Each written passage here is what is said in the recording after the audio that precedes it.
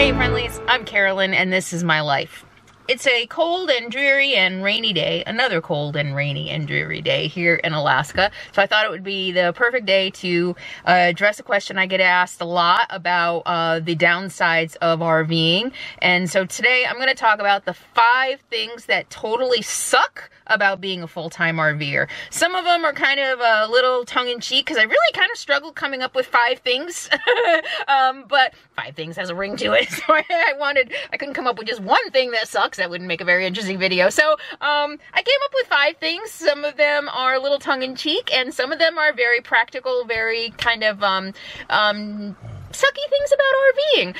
So I'm going to go ahead and count down the 5 most sucky things about RVing. Number 5 is going to be the least sucky. Number 1 is going to be the most sucky. So be sure to watch all the way through to the end to find out the worst thing about full-time RVing. All right, you ready to get started?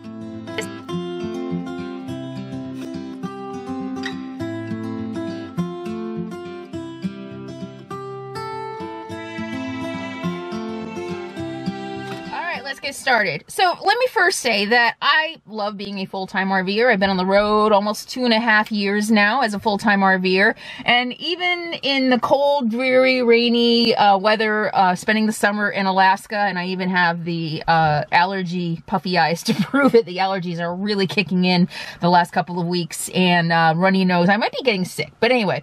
But even on the cold and rainy days, I have learned in Alaska that you know, the reason I'm living in an RV is to be closer to nature and not to let a little fog and rain and cold weather stop me. Just get dressed for it and get out and go for my walks and enjoy nature in all her glory. It doesn't have to be a beautiful, perfect, sunny, 70-degree day to get out and enjoy nature. But let's talk about the 5 suckiest things about RVing, okay? Number 5, because we're counting down to number 1. Number 5 is, honestly, you're never going to be the same again. And that could be an advantage or it could be a disadvantage, depends on your point of view.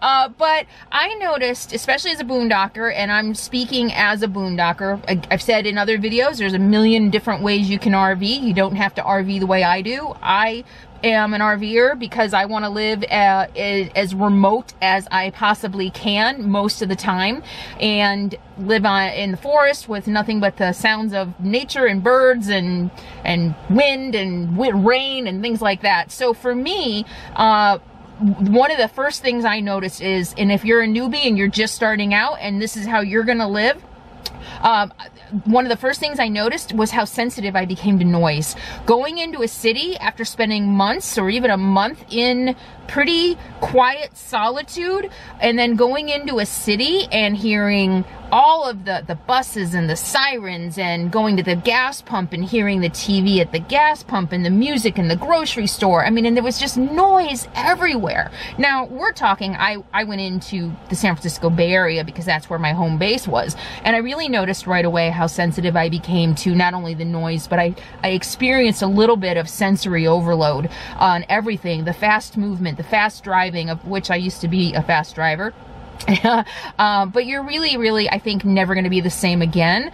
On some level, I don't think you'll ever be the same again. Sure, some of these things that if you did decide to not live in an RV anymore after a month, 2 months, 3 months, 4 months, you know, you'll fall back into that way of life and you'll readjust to, you know, your new life. That's one of the traits of being human. We're very adaptable. That's why I've been able to survive as long as we have.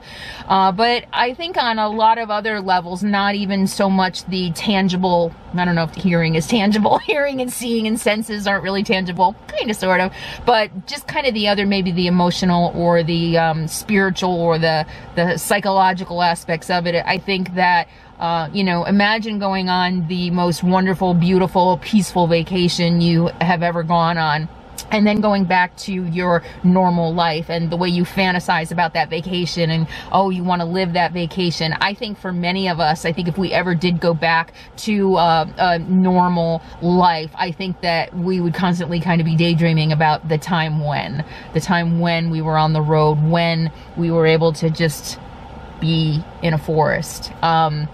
You know, either out in it or in the RV, you know, staying warm. So yeah, I think number 5, the suckiest thing about being RVing, and sucky is relative, It's up to you to decide whether or not you're, you know, that's the sucky thing is you really will never be the same again. I really believe that. Number 4 is kind of silly, but it's a reality. Printing stuff out. Printing stuff out. I know it sounds really dorky and it sounds really simple, but at home I had a computer, I had a printer, I had a scanner, I had, you know, everything I needed because I had a home office. Most of us do these days, but I worked at home, so I really had everything I needed.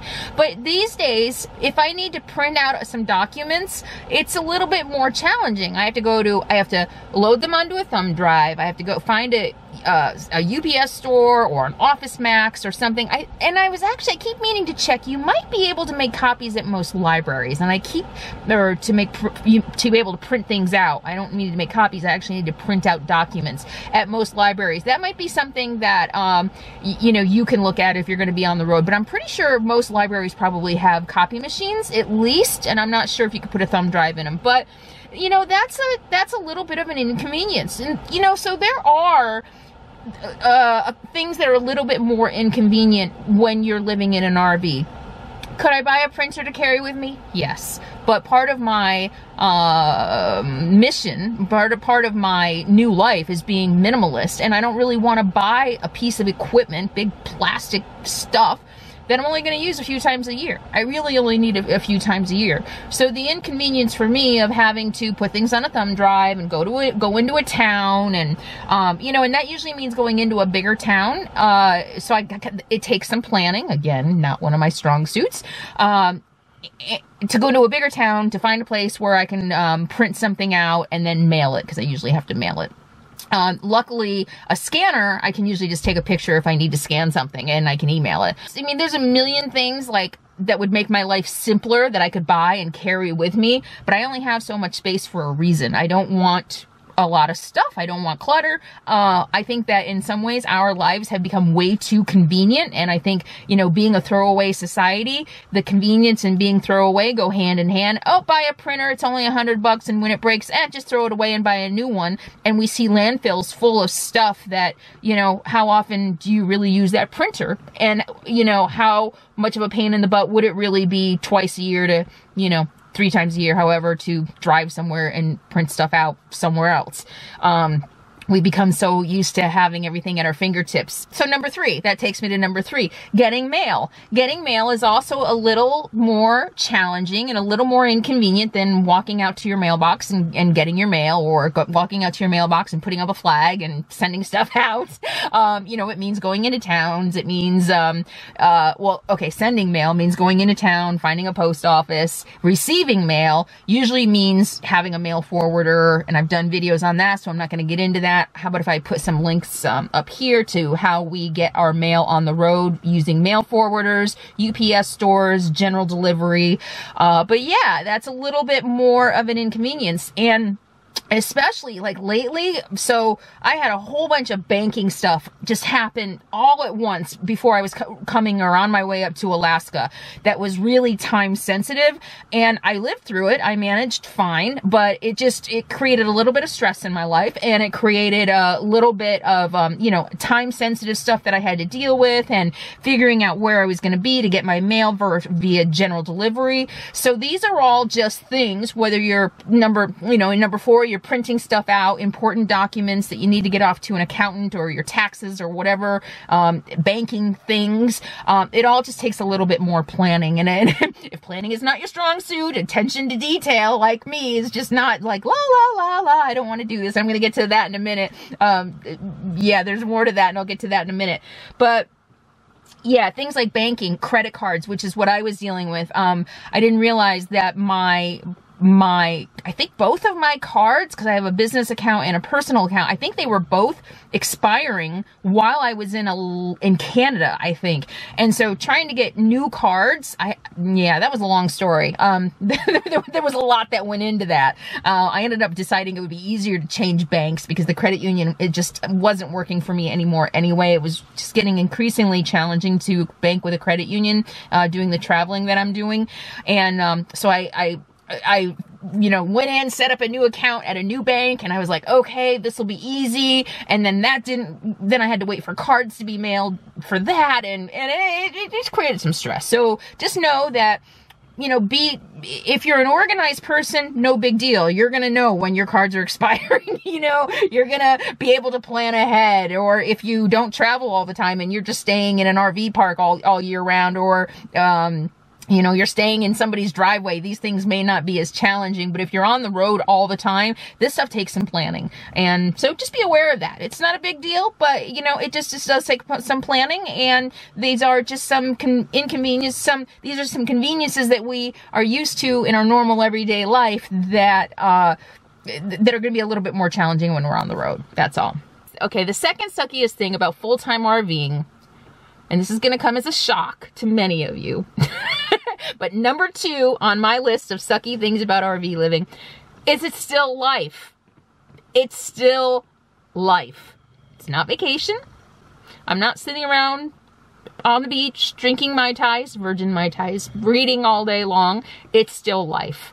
I still have to pay my bills. I still have to do my taxes. I still have to go to the dentist. I still have to get mammograms. You know, I mean, I still have to do all of the things that, you know, I still have to adult. I still have to adult, and I don't like adulting at all. You know, if I could just play all day, I would. And for those of us who aren't retired, we still have to work. I often see comments that accuse us of running away from something. And I vehemently disagree with running away. I don't know I don't think I've met anyone on the road in my travels who's full-time who's running away from something. In fact, I think we're running to something. We're running toward peace and serenity and authenticity, and away from a rat race that doesn't make sense for us. And the idea that we might be running away from something, you know, I guess is, you know, just kind of maybe forewarning people who might be fantasizing about this life. It's not vacation, it's life. And no matter where you are, whether you're living in a sticks and bricks in a suburb or in a city or in a rural area, or you're sitting in an RV in the middle of a forest in Alaska, it's still life. You still bring all your baggage with you. It doesn't magically disappear.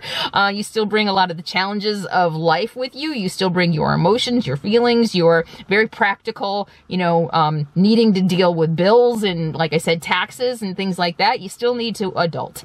So, you know, for those who think that, you know, maybe you're sitting behind your desk in your cubicle and you're going to work, or maybe you're stuck, you're feeling stuck taking care of a loved one, or, you know, you think that this is all, you know, dancing through fields of roses and wildflowers, you know, yeah, you can do that if you want to, but then you have to go back and you have to, you know, just deal with life. So, unless you're retired, you know, but even if you're retired and you decide to come and live this way, you still have to deal with life.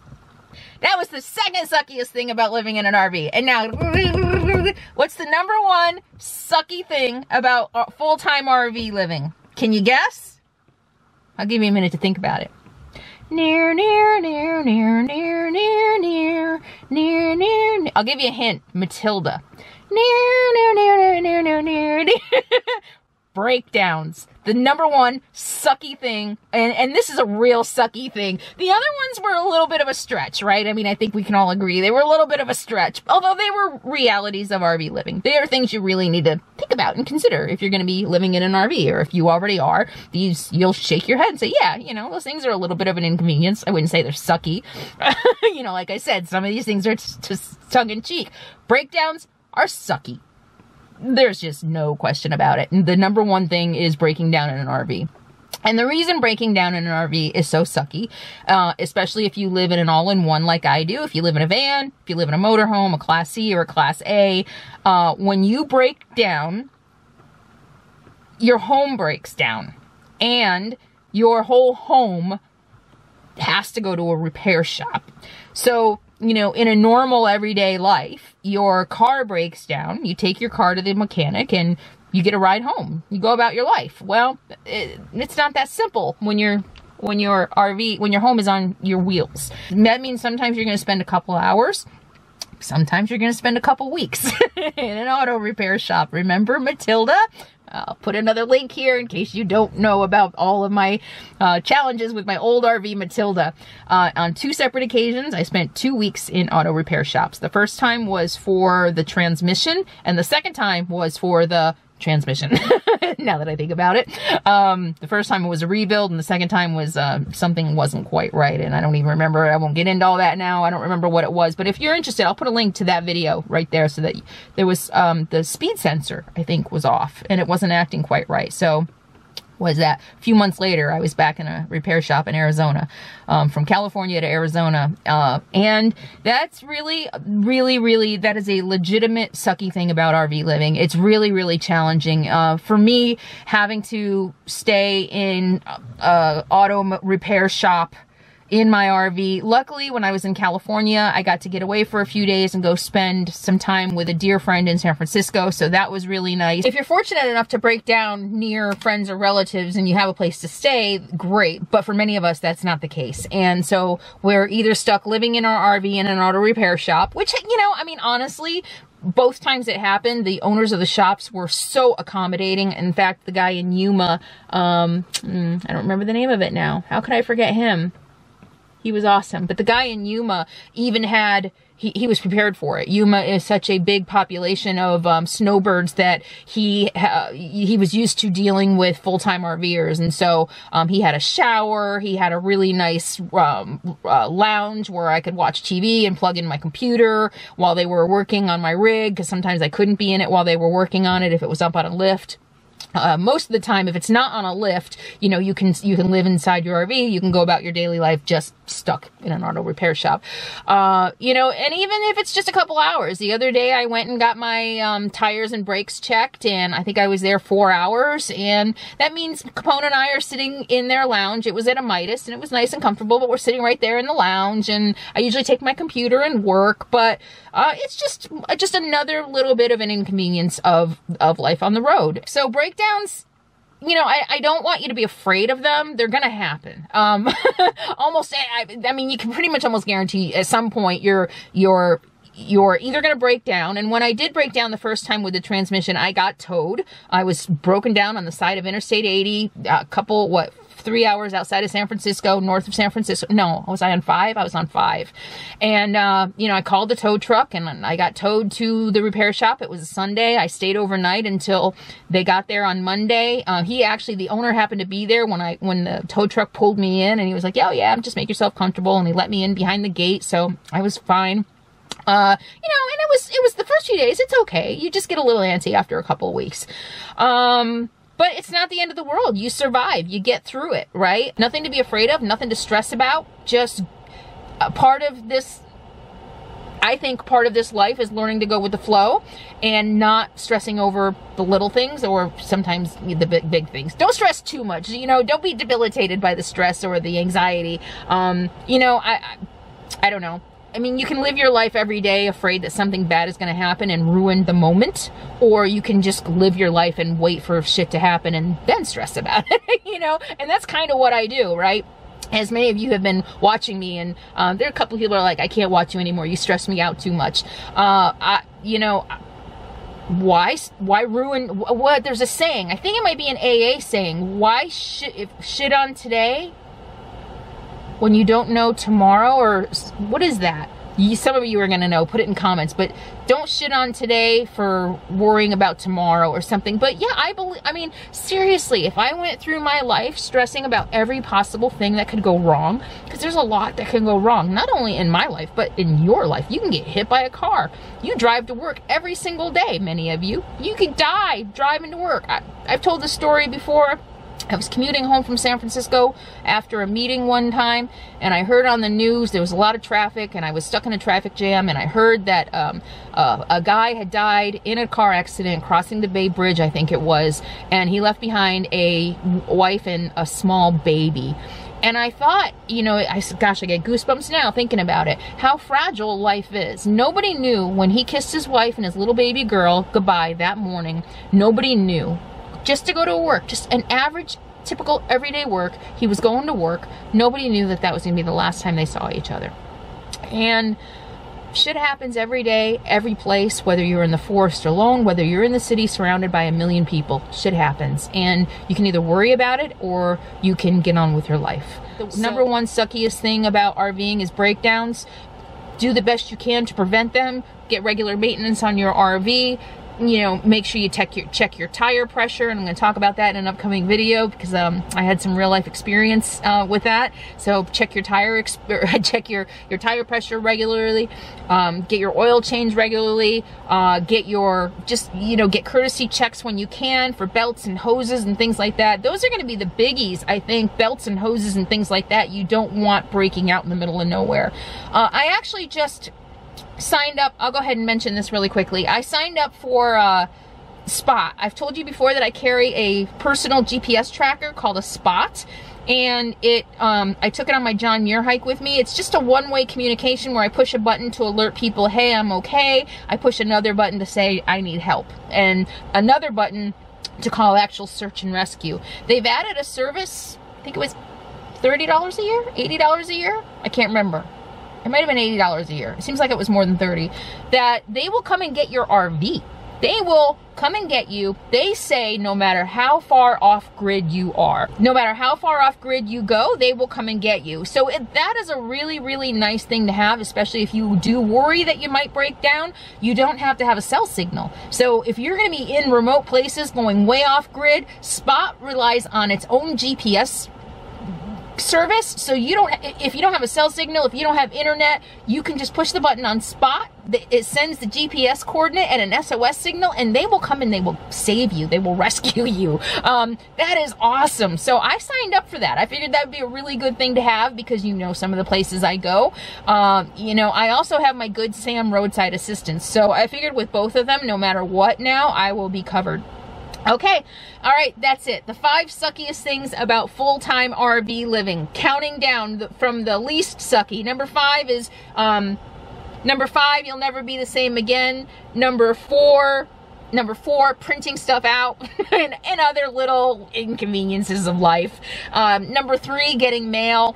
Getting mail is a little bit more challenging these days, and especially if you're dealing with banking and time-sensitive things. So just know that before you're heading out, if you have time, a lot of people have written to me about prescriptions. That could be an issue, so that's just going to take a little extra planning. Just know that ahead of time. I think a mail forwarder is always going to be your best way to go. Number 2, suckiest thing, it's still life. It's not vacation. It's not all rainbows and butterflies. It's life.